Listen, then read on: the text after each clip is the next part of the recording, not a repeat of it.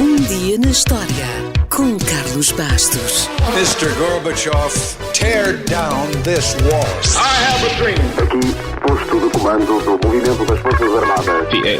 É fazer a conta. Houston, we have a problem. Yes, we can. And now for something completely different.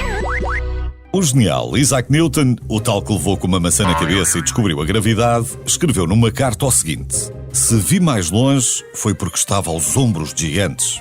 Ou seja, desde o tempo das cavernas, passando pela antiguidade clássica e até aos nossos dias, estamos sempre a acumular conhecimento. E porque os clássicos são importantes, hoje vamos recordar algumas expressões que surgiram há muito tempo, mas que continuam por aí, e atuais. Começamos com o nó górdio. A história desse nó remonta ao século VIII a.C.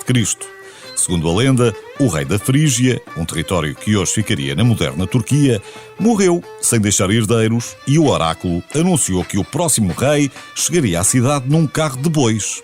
Ora, a profecia foi cumprida por um camponês que se chamava, já adivinhou, Górdio. O Górdio foi coroado e, para não se esquecer do seu passado humilde, amarrou a carroça que lhe deu a coroa a uma coluna no templo de Zeus e amarrou-a com um nó impossível de desatar. Górdio reinou por muito tempo, depois veio o seu filho, que não deixou herdeiros, e o oráculo foi ouvido novamente e profetizou que quem desatasse o nó de Górdio dominaria toda a Ásia Menor. O nó devia ser mesmo complicado de desatar porque se passaram 500 anos e nada. Até que Alexandre o Grande, ao passar pela Frígia, ouviu a lenda.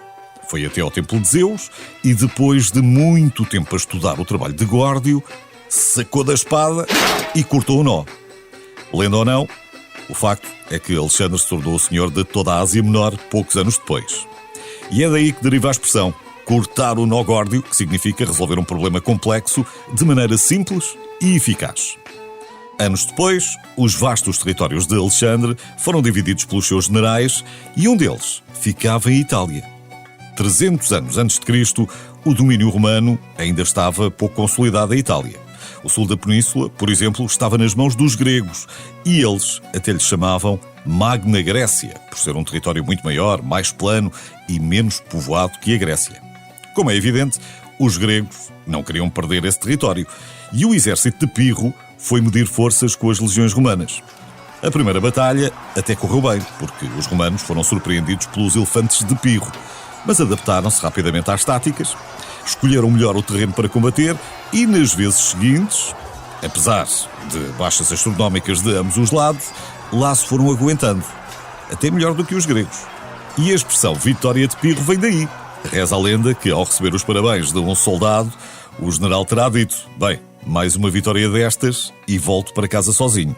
E no fundo é isso, uma vitória de Pirro é uma conquista obtida com tal sacrifício que não é sustentável e não compensa os danos. E neste caso, como bem sabemos, não compensou mesmo, e poucos anos depois nasceu o Império Romano que dominou o mundo. E já que falamos dos romanos, vale a pena recordar outra expressão que ainda hoje usamos e que vem desse tempo: o erro crasso, ou seja, uma falha grosseira de planeamento com consequências trágicas. E teve mesmo consequências trágicas, um dos erros do Sr. Crasso.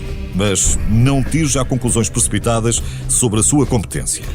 Marco Licínio Crasso foi um aristocrata, general e político romano, responsável, por exemplo, pela vitória que esmagou a revolta dos escravos liderada por Espartaco. Quando voltar a rever o filme com o Kirk Douglas, vai lembrar-se dele. Só que mais tarde, a campanha contra os partos, apesar da enorme superioridade numérica do seu exército, sofreu uma derrota estrondosa na Batalha de Carras, em 53 a.C., em função de uma série de falhas táticas grosseiras. Mais de 20 mil soldados perderam a vida e cerca de 10 mil foram feitos prisioneiros. O mau planeamento também lhe custou a vida e a sua cabeça e a mão direita foram levadas como troféus para o rei parto. Foi mesmo um erro crasso.